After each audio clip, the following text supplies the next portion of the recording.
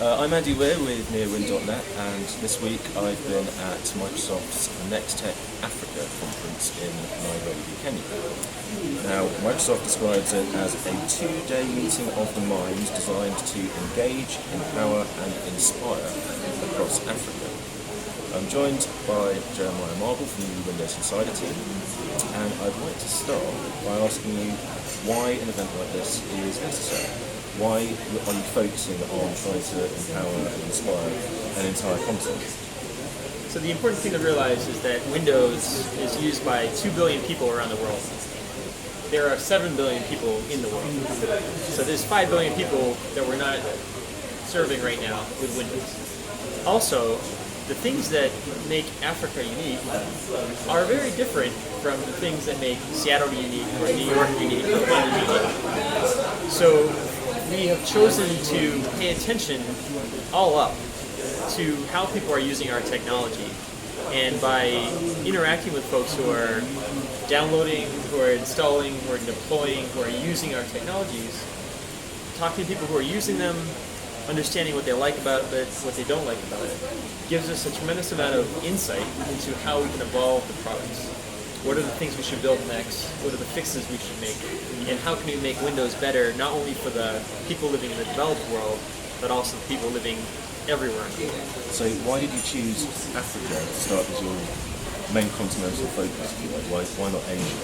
Or why not India? A very large market with a growing ecosystem of hardware and software coming together. So my colleague Donna Sarkar likes to refer to avoiding the tyranny of war. So we are also doing that too. China is an incredibly important market. Brazil is an incredibly important market. India is an incredibly important market. Africa is growing. It represents about 1 billion people. There are constraints here and obstacles here that are similar to places in the United States, Appalachia, parts of Detroit.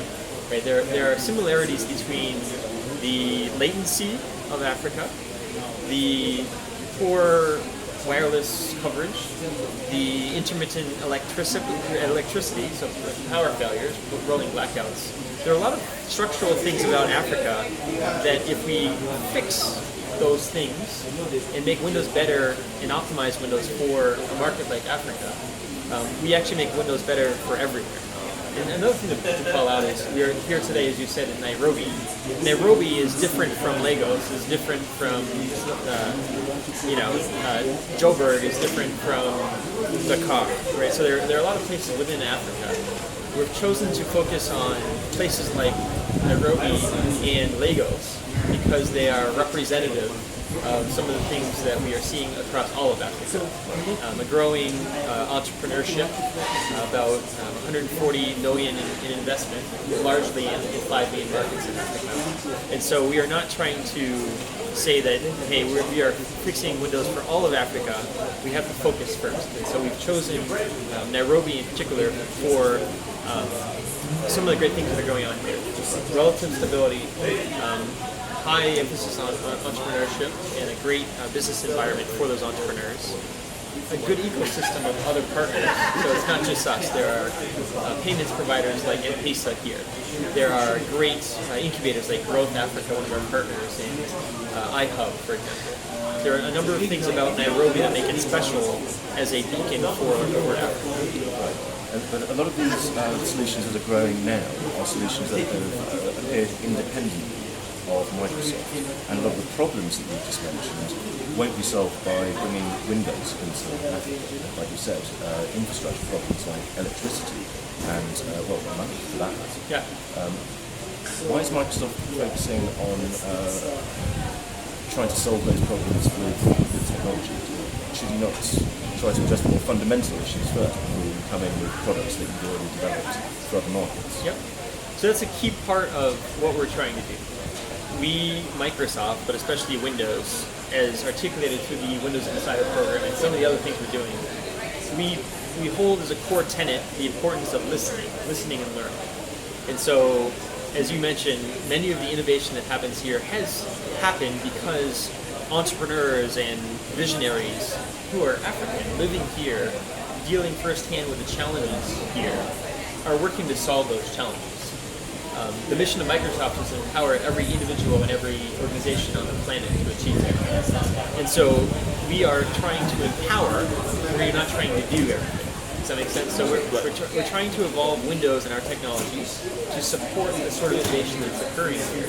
We are not saying we are going to do everything. So incredibly exciting time to be here in Nairobi particularly. Yeah.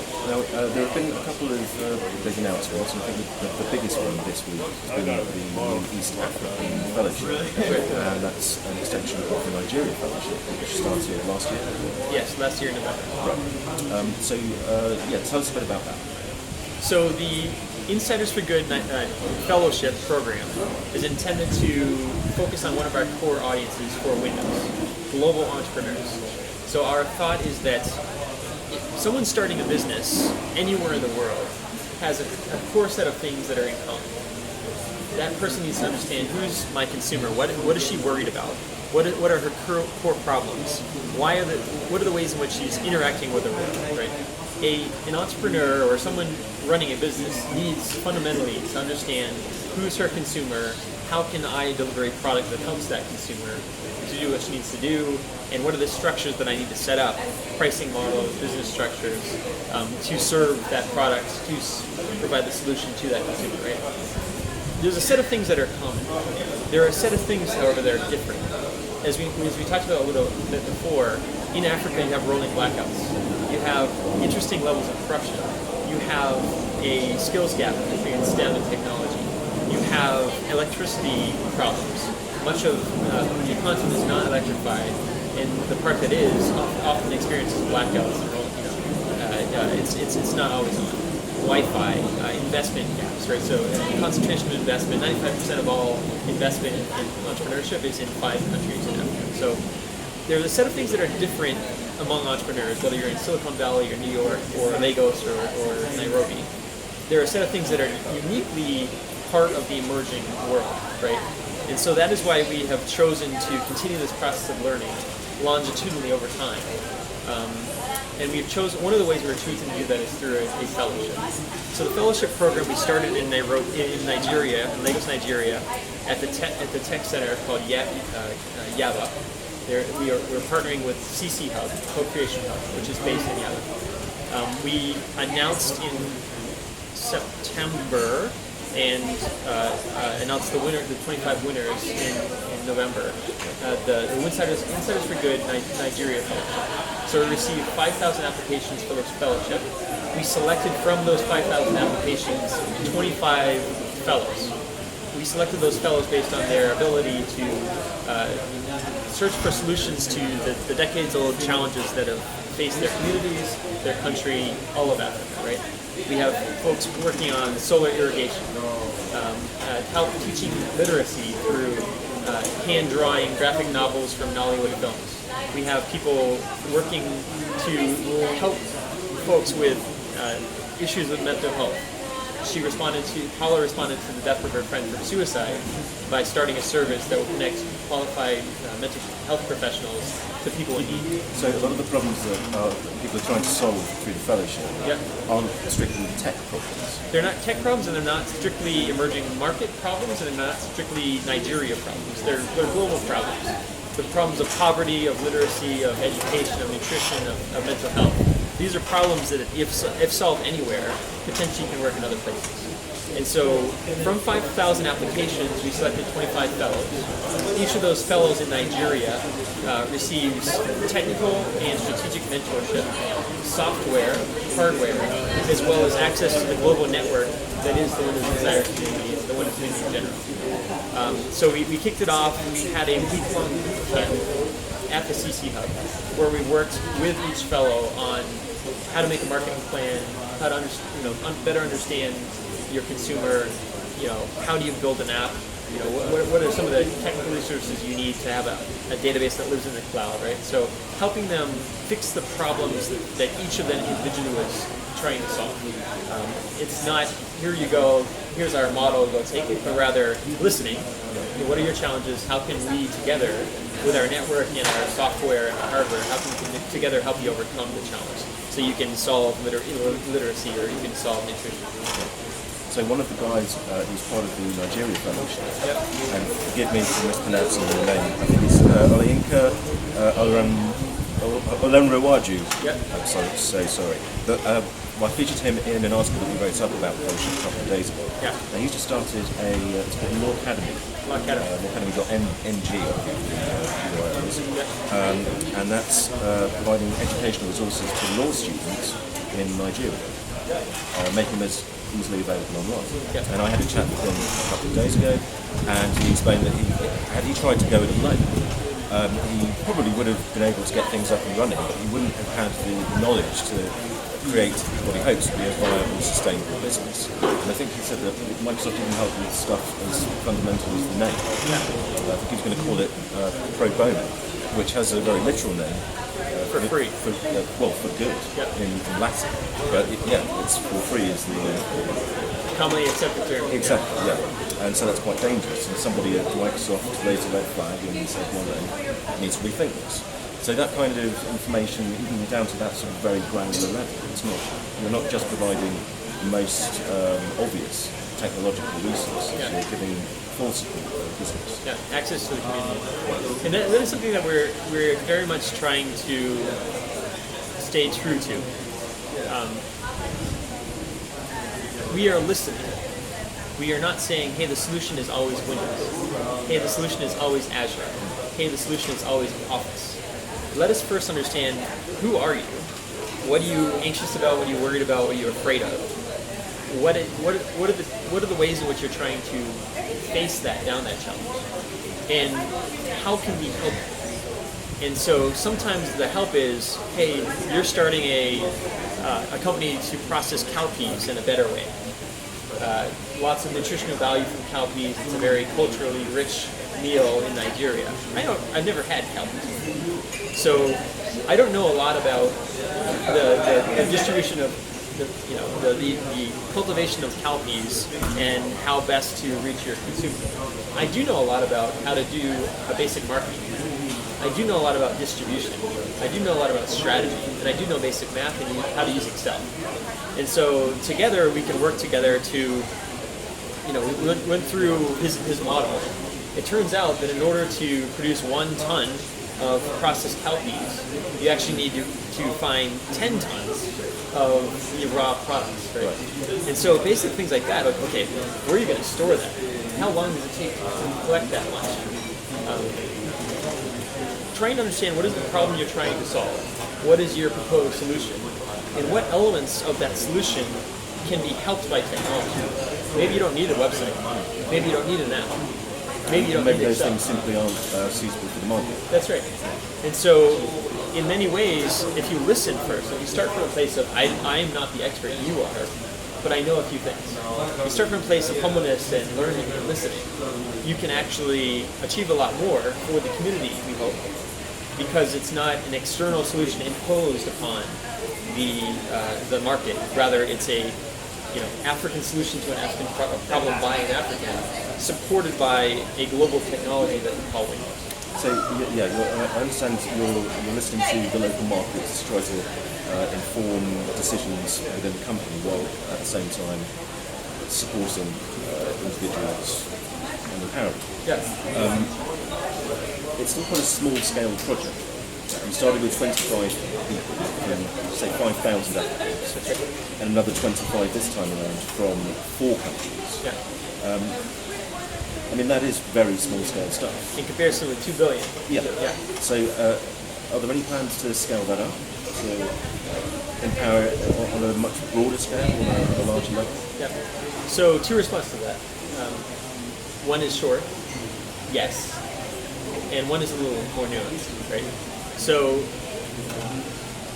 here's another way of answering the question. We met a man named Jason in Toronto. Jason is blind since birth. He's not been able to see. He uses technology to solve his life's problems, to interact with the world. In fact, he came to an insider dinner rather than wait for his mom to drop him off at dinner, wait around for 3 hours, pick him up and drive him home. He trusted his life into the hands of a stranger.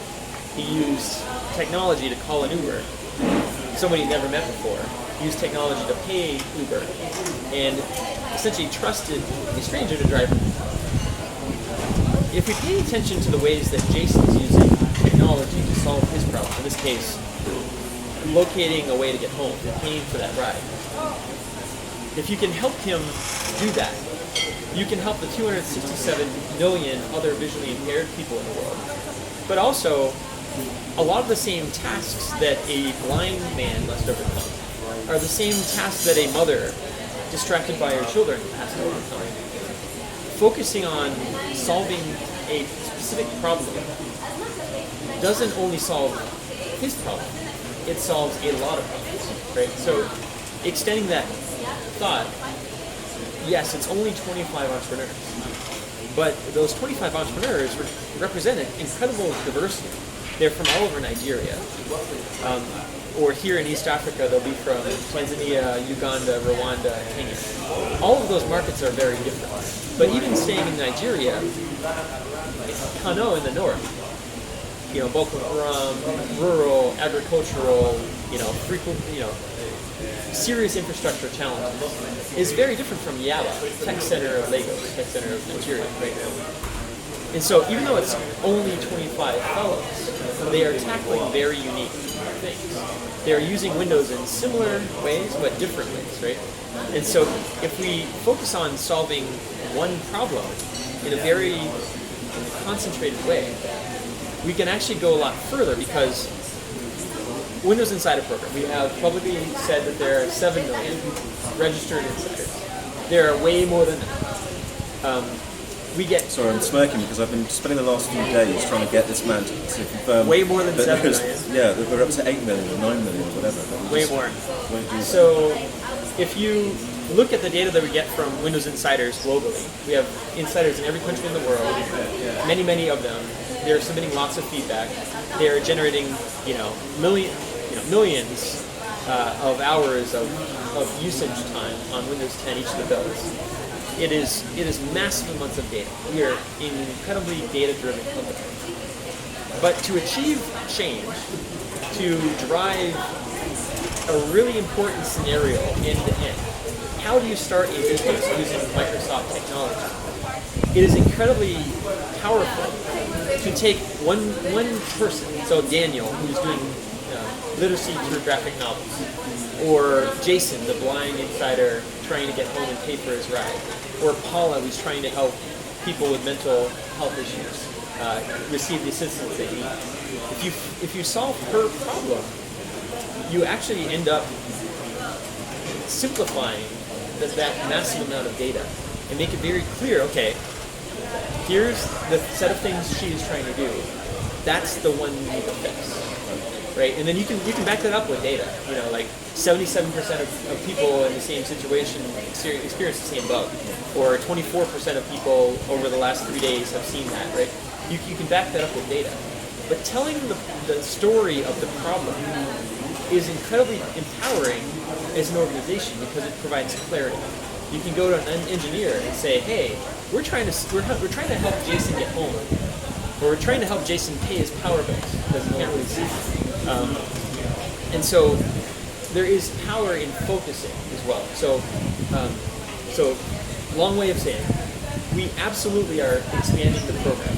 It requires to provide these fellows the care and attention that they need. It takes a lot of effort, a lot of time, a lot of resources, right? And so we also believe in failing fast, to borrow a phrase from one of our partners in the tech industry. So we're trying it. It might not work, right? But we're trying it in Nigeria. We are now expanding that experience to East Africa, 4 countries here.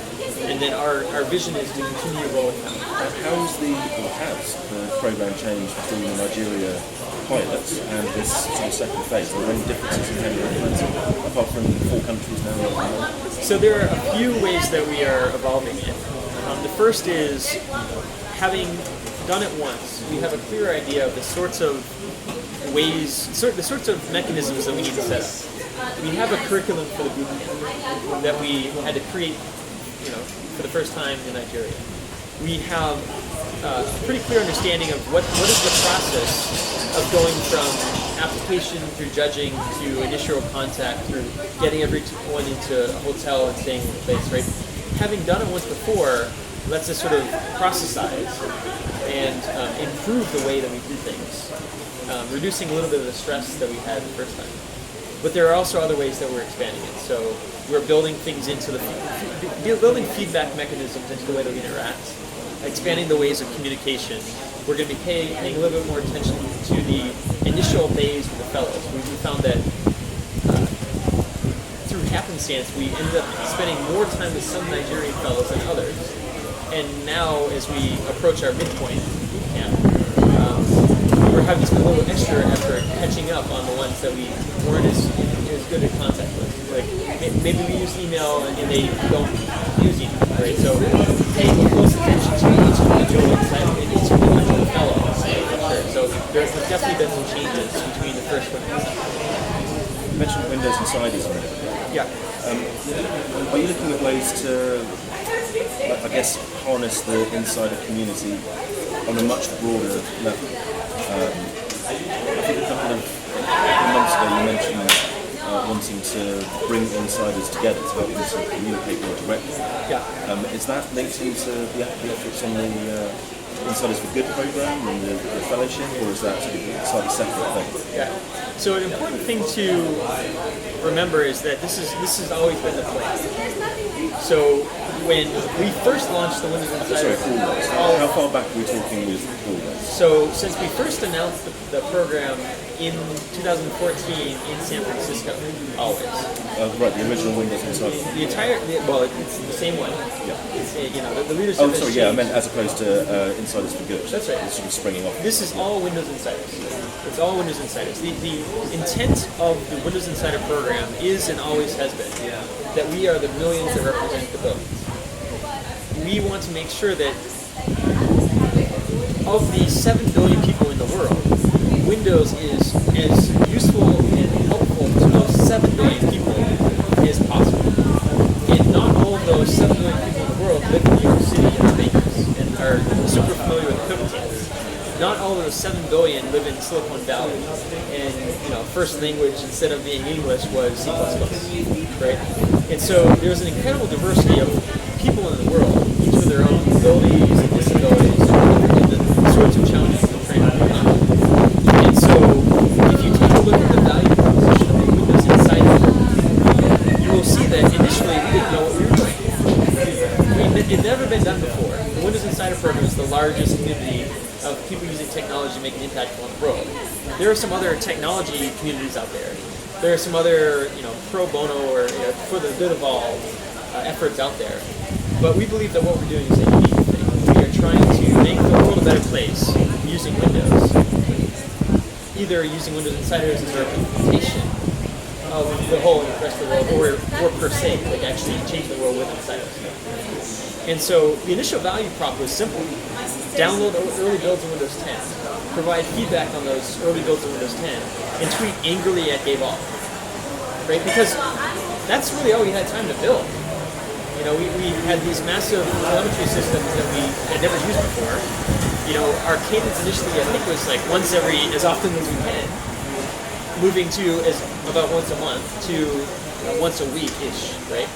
And so as we've done it more and more, we've sped things up, we've streamlined, we've gotten better, you've seen changes to the feedback hub, you've seen changes to the builds of Windows 10 themselves, you've seen changes to our flighting system. All of this has been part of the plan of making it better and more representative. And so I call it out that this has always been the plan. Windows Insiders are the millions that represent the billions. Because initially when you have a value proposition that is download early builds of Windows 10, provide feedback on those early builds of Windows 10, and tweet angrily at Gabe All, you are essentially creating a program that attracts people a lot like you and me. Highly educated, super interested in technology. Highly educated people who are interested in technology. People who are willing to reinstall builds or install from an ISO or put up with a buggy build knowing that there are better things coming. We can often afford a second or a third device. And so if one device goes down, we can turn to our second device. That of course is not everyone, but that's the average case. Highly educated, super technical, willing to put up with buggy software, access to Twitter. There are countries that block Twitter, right? And so if you create a value prop in a certain way, which is all that we could do. I mean, I think that what we have accomplished has been pretty awesome. But you have to focus. And so initially the focus was making the Windows 10 launch successful by getting Windows 10 into the hands of real people earlier than before. Now that we've sort of gotten some of that down, it's become easier. It is possible for us to tackle some of the other things that are incredibly important to us still. They always have been, but you have to prioritize. You have to do things in an order.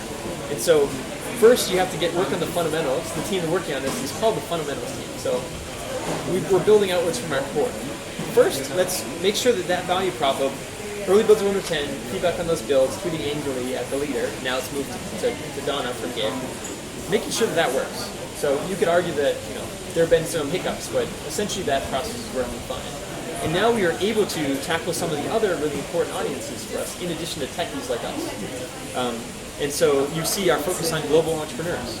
So an entrepreneur with similar challenges, who's the customer, what's the product I'm trying to make, what's my pricing, what's my operation structure, what differences, what's the underlying infrastructure, am I in a corrupt society, how easy is it to start, to go bankrupt, to hire, to fire, right? So global entrepreneurs, so techies, global entrepreneurs. You've seen a lot of improvements in the product of Windows 10 for creativity, creation, advancement in inking, ability to do really interesting things in 3D, right? So you can see the creator, global creator, whether a videographer or an architect or a roving reporter, right? Creators who are using technology for their profession, for their hobby, for their passion, right? You will see a lot more of that value prop as well in the Windows Insider program. Yeah. And so we are using the hashtag Insiders for Good as a way of describing things like the fellowship here in Africa. We will be moving beyond Africa, is our hope, if it works. You saw the creatathons, our cats. So we started off the creatathons at 1 week. So Santi initiated 1 week when he soon after he became CEO. 1 week we got into a room, put together what we thought would make sense for helping NGOs and social organizations solve problems like hunger, like affordable housing, like education. Right? So getting techies and artists and writers into a room, thinking through for 3 days how to solve a problem, and then using technology and creativity to then solve that. That is also another aspect of Insiders for Good. Using the power of technology, in this case Windows, but also Office and Azure and the other parts of the Microsoft tech stack.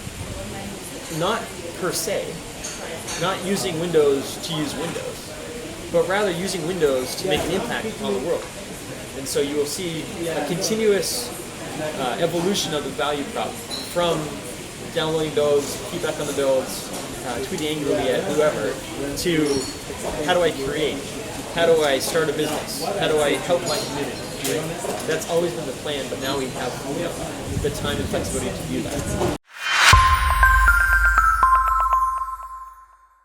Today is the end of Microsoft's NexTech conference, and one of the key themes that is played out throughout the whole event is that of listen and learn. So to wrap things up, I have to ask you, what have you learned? What have you heard? And what lessons are you going to be taking back to your colleagues in the rest? I think one of the most important things that I have learned during our time here has been the importance of paying attention to the infrastructure, to the ecosystem, to the experience that our customers have as they're using our products. We continue to tell the story of one night in Yaba at the CC Hub, working with the Nigerian fellows. The lights went out. It was a rolling blackout. And many of us from Redmond stopped working. We had no wireless, we had no connectivity, and we thought that our batteries on our laptops would die pretty soon. But we were the only ones who stopped working. The Nigerian fellows were used to this. Their faces were illuminated by the back of the screen. They kept typing, they kept coding, they kept going, they kept working on their solutions. And so this is their daily experience. That wasn't the first time, even that day, that the power had gone out. That wasn't the first time that the Wi-Fi was poor or spotty. And as we are trying to make a product and improve it, a product that is used by 2 billion people across the world. Not everyone is using that in an always-on environment. Not everyone has the luxuries that we have of continual power, continual Wi-Fi, and the full infrastructure that we have back in the States. So I guess the key learning that I am taking home with me and we'll be sharing with our colleagues is the importance of living the product like people are using the product. And so I think we've discussed the bug bash we'll be having. We are standing up a number of networks around the Redmond campus that mimic the network situations here in Africa and elsewhere. And really just bearing in mind the experience of the consumer using your product has been a very powerful one. Thank you very much, Jeremiah. Thank you for joining us on Neowin. Now, as we mentioned earlier, one of the key announcements here at NexTech was of the East African Fellowship. And I'll be following that story over the next few months and hopefully meeting some of the people that will eventually be starting businesses with Microsoft's help. I'll be looking forward to that, and I'll be looking forward to having you join me again on Neowin very soon.